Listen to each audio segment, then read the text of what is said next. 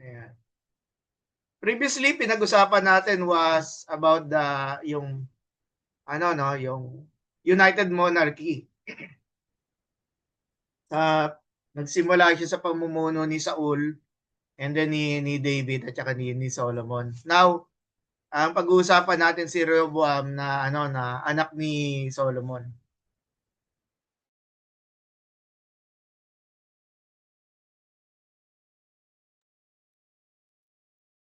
Ito yung yung phases ng ating lesson for tonight, no?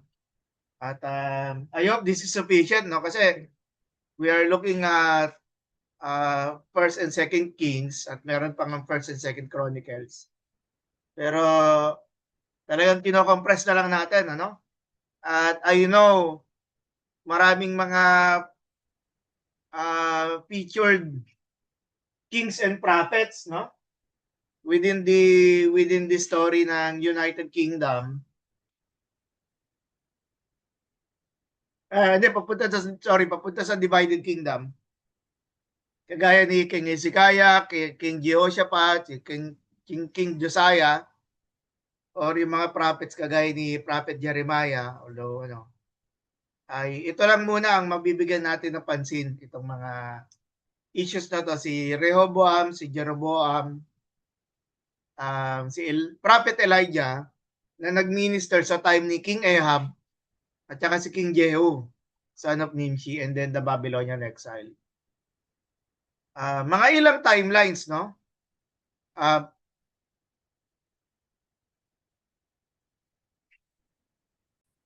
So itong timeline na to, kagamit kay Wilmington, no? Ay makita natin ang niya ang ang sabihin natin sequences niya beginning with the call of Abraham. So naglagay siya na approximately 2090 BC. So 4,000 years ago itong call of Abraham, and then si Abraham, si Isaac, si Jacob. Si Jacob nagkaroon ng 12 anak. At isa dito si Joseph, pinagpalagay that 1885 BC nung si Joseph ay naging regent, no? Assistant ng Pharaoh, no, sa Egypt. And then likely kung may mga around 400 years na gap, no, matagal ito, no? Yung naman, yung event of the Exodus. Shortly, yung 400 naging 40 years ay nakarating ang Israel sa Canaan sa time ni Joshua. At naalala natin pagkatapos ni Joshua ay pinag-usapan yung mga judges. So si Othniel becomes the first judge in Israel. At yung United Monarchy nga, so 1051, Saul becomes the first king, and some years later si David naman. And then yung pasok nga namin yung kay Haring Solomon at dito sa Divided Kingdom na topic natin sa ating itong lesson natin for tonight. And then the fall of the Northern Kingdom at 722, sa call of Jeremiah, and then later on yung fall of Jerusalem, which is the beginning of the Babylonian exile. Ito naman yung timeline galing kay Bandstra, pero ito naman ay bigger picture naman when it comes to the different empires na nanakop sa Israel/Judah, no? So meron diyan yung yung early Bronze Age, which is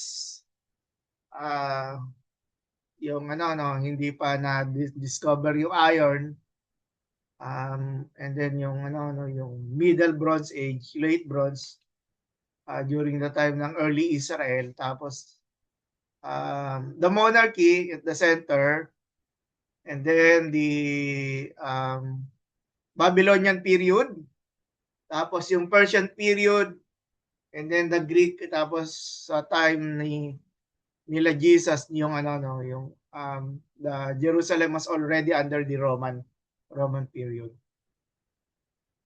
So sorry yung yung kay Wilmington ito, no. The chart above talks about the life and direction of the nation of Israel in general and the fulfillment of God's covenant to Abraham in particular. After going out of the Exodus, the people claim the promised land and later become a kingdom. But part of the Old Testament history is their downfall, for it is always a result of disobedience and abandoning of the covenant. So yung mga authors ng Old Testament, hindi nila tinatago yung yung sabihin natin, yung mga negative na mga pangyayari, mga ginawa, no, ng mga Israelites. Lahat ng ito ay kabilang sa sa pagtatalaan ng history, because again, hindi tayo natututo dahil lang sa mga good things na ginawa nila, no. Natututo din tayo kahit dun sa kanilang mga pagkakamali, something that should be avoided, at yung mga consequences din ito. Now, let's talk about King Rehoboam, the son of Solomon, no? So, si Rehoboam was the son of Solomon, and the grandson of David. Although he inherited one of the strongest kingdoms in the ancient Near East, referring to the reign of Solomon, no, na kung saan naging powerful ang bansang Israel at hindi siya nakipagdigma, no, sa kanyang mga neighbors dahil sa takot ng mga nations around them, natakot ang mga nations around Israel na labanan sila, no. Itong si Rehoboam, his poor leadership decisions and spiritual failures, no, contributed to the fragmentation. At naging fragmented when nahati ang bansa. The biblical accounts, kung gusto niyo pong i-review, nasa 1 Kings 12 to 14 at 2 Chronicles 10 to 12. Now, according to scripture, Rehoboam became king at the age of 41 and reigned in Jerusalem for 17 years. No. Ang pangalan ng mother niya ay si Neama, who was an Ammonite woman. And the name Rehoboam may mean the people are enlarged, or the divine kinsman has made wide. Pero instead ng lumawak ang kanyang kaharian, nahati ito. At yung the reign of Solomon had brought unprecedented prosperity, political stability, international prestige. However, Solomon's extensive building project, note, no? Pinaganda ni Solomon ang bansang Israel, pinatayo yung temple, pero not without oppression, not without the suffering of the poor Israelites, no? Marami sa kanila ay nahirapan dahil sa malaking pagbubuwis, no, pagbabayad ng buwis at saka forced labor. At dahil dito, kahit nasasabihin natin glorious or nasa golden age of Israel ang reign ni Solomon, maraming mga hindi nagustuhan yung pamamalakad niya, no? Lalo na yun sa sa bahagi sa norte, yung northern tribes, no? God had already announced judgment. Ito, still with Rehoboam, no? Si Yahweh already pronounced judgment kay Solomon dahil doon sa kanyang idolatry at dahil na hikayat na dala siya ng marami niyang asawa. The prophet Ahijah foretold that the kingdom would be torn apart, with 10 tribes being given to Jeroboam and only one tribe remaining under the Davidic dynasty. Thus, the division that occurred under Rehoboam was both a political crisis and the fulfillment of divine judgment. Now, Now, pag-usapan natin yung, sorry, teka lang po.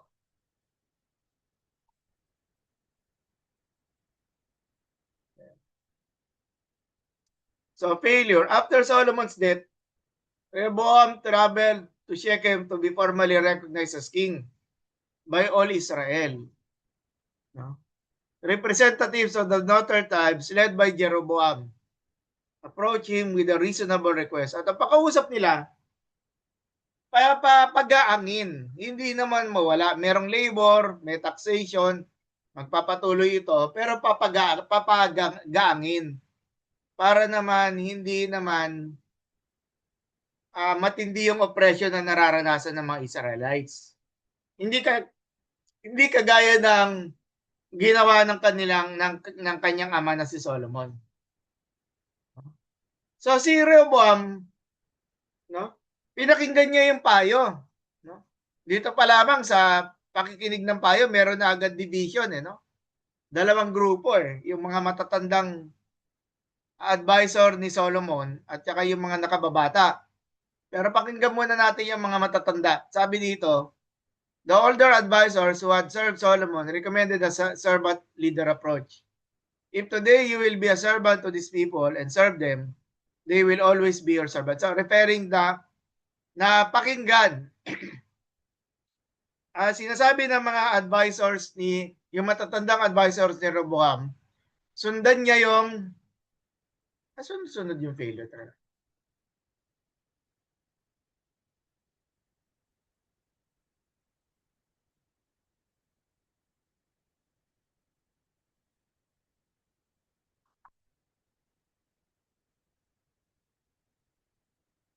No?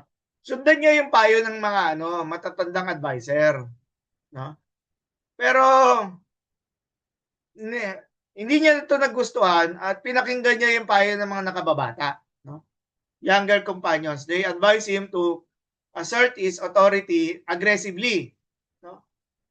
Consequently, ganito ang sinabi ni Rehoboam, my father disciplined you with whips, but I will discipline you with scorpions. So, matalinhaga siya, pero ang ibig sabihin nito, mas pahihirapan ko pang taong bayan, mas pahihirapan pa. Meron pa rin ako mga typographicals dito. Pa ba? Meron pa rin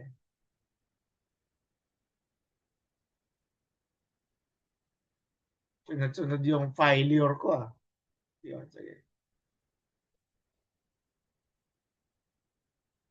So, pinakinggan niya yung payo ng mga nakababata at ang naging resulta nito, no? Nagalit yung mga tao. This response revealed arrogance, pride, and a misunderstanding of biblical leadership. Rather than serving the people, he sought to dominate them. The result was immediate rebellion. Yan. At sabi ng mga northern tribes dun dahil si Rehoboam ay nakinig sa maling payo, sabi ng mga Israelites sa Northern Kingdom, what share do we have in David? They established Jeroboam as their king. The United Kingdom split into the Kingdom of Israel in the north and the Kingdom of Judah in the south. Yan. So, na siya, may technical term na siya. So, yung Kingdom of Israel ngayon is not the entire of the kingdom, but rather it is the Northern Kingdom. At sabi sa 2 Chronicles 12 verse 1, when the rule of Rehoboam was established and he was strong, he abandoned the law of the Lord. So, kung kanina, 1 Kings yung pinag-aaralan natin, meron din ganoong assessment ang author ng Chronicles, no? Judah fell into idolatry and adopted pagan religious practices. Ito naman ay hindi naman to original, no? Si Solomon, sinimulan niya na yung yung pagsamba sa mga Diyos-Diyosan, pakikinig sa maling advice, no? The biblical writer specifically condemns the establishment of high places, sacred pillars, and immoral religious practices throughout the land. No? So ganun yung malungkot na nangyari sa Southern Kingdom, or rather, doon sa pamumuno ni Rehoboam na nagresulta doon sa pagkahati. So again, as a result, continuing yung kanyang yung paganism na ginawa ni Rehoboam, no? Siya ay nilusob ni Shishak, no? Pharaoh of Egypt around 925, Shishak invaded Judah, captured fortified cities and plundered the treasures of Jerusalem. Maging yung templo ni Solomon, yung templo na pinagawa ni Solomon, no? Ay pinlander, hindi naman winasak pero yung mga mamahaling items, no, ay kinuha ni Shishak, no. The once glorious kingdom was humiliated and impoverished. At kung naalala ninyo, sa kapanahunan ni Haring Solomon, si Lord Solomon ay nagpagawa ng mga golden shields. Okay, golden shields. Pero dahil ito ay kinuha, no? Kinuha ni Shishak, no? Nagpagawa na lang si Rehoboam ng mga bronze shields, no, as a replacement. Bronze, no? So mumurahing material na lamang. Pero syempre sa panahon natin ngayon, mamahalin pa rin 'yun. And so, the division of the kingdom, I know we will still talk about Jeroboam, no? No. So was not merely a political accident. Both the Deuteronomistic historian, when we look at the latter chapters of Deuteronomy, the book of Deuteronomy tungkol sa obedience to the law at saka disobedience, no? Yung curses and blessings na kaugnay sa covenant ng Israel ni Yahweh kaya sa Israelites, no? Interpret the event theologically. The author of Kings emphasizes that the division fulfilled God's judgment upon Solomon's idolatry. Rehoboam's foolish decision became the means through which God's previously announced judgment was accomplished. Notice yung paggamit ng term na foolish, no? Kasi when we go back doon kay Solomon, what was yung prayer request niya sa Lord? Ang prayer request niya was wisdom, no? Dito yung nangyari kay Rehoboam, yung kabaliktaran, no, yung pagbagsak, no? Yung pagbagsak ng kaalaman na to, no? Which God's previously announced judgment was accomplished. The narrative repeatedly stressed that the turn of events was from the Lord. So ang Lord ay may sabihin natin, ang kasalanan ng tao at dahil ang Diyos ay He is both righteous and just. He is both the God of righteousness and the God of justice. No? Hindi niya pwedeng i-betray ang kanyang sariling nature. At kaya naparusahan, no, ang Israel at Judah dahil sa ginawa na to ng mga hari, no. This does not eliminate human responsibility. Rehoboam's pride and poor judgment were genuine causes of the schism. Schism meaning division, no? Thus, Scripture presents a balance between divine sovereignty and human accountability. No? Ang human accountability can only be portrayed properly when we follow the principles of the Bible. God accomplishes purposes through the freely chosen actions of human leaders. And so, ano yung mga lessons na makikita natin dito po sa buhay ni Rehoboam, no? Wise leaders listen to experienced counsel. Kaya po, nawa, no, bigyan tayo lagi ng wisdom ng Lord. At sinabi naman ni Santiago, na pag tayo ay kinukulang ng kaalaman, ay humingi tayo ng kaalaman sa Diyos. Dahil ang Diyos ay mapagbigay, no? He is generous when it comes to giving wisdom. Ang pagkabagsak ni Rehoboam ay dahil sa hindi niya sa pakikinig sa mga advisor na mas marami sanang nalalaman kaysa sa kanya. Ano po? Leadership is service, not domination. So nakita natin ang naging matinding cause ng problem talaga ni Rehoboam ay yung pagmamahal niya sa kapangyarihan, no? Sa case na to. Biblical leadership seeks the welfare of the people rather than the assertion of power. Ano pa po? Spiritual compromise, yung idolatry ni Rehoboam. At dahil nga siya yung hari, ang magiging implication nito, pati yung taong bayan ay mahuhulog na rin sa paganism. Rehoboam's idolatry weakened both his kingdom and his relationship with God. Ano pa? God remains sovereign over history, na kahit na palpak yung leader, okay? Kahit na palpak yung leader, kahit na nahati ang kaharian, at kahit na natalo sila sa paglusob ni Shishak, Pharaoh of Egypt, no? God remains sovereign, nananatili yung pagkontrol ng Diyos sa kasaysayan ng tao. No? At pag nangyayari ito, dapat nga nagiging nagiging observant tayo, humingi tayo ng wisdom sa Lord. And at the same time,